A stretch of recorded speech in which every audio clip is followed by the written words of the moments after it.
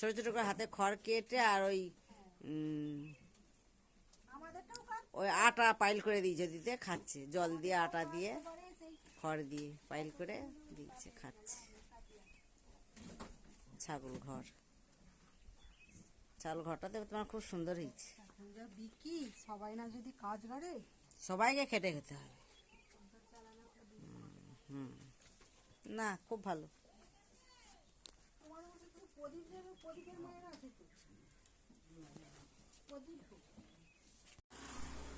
কিছু দেখতে ভালো, তবে কিছু দেখো খড় খাচ্ছে আটা দিয়ে পাইল করে দিচ্ছে। ছোট ছোট করে খড় কি নিজে হাতে কেটেছ?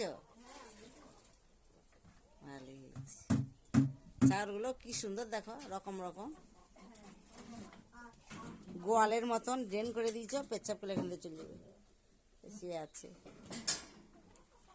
গরুরই মতো খাটুনি।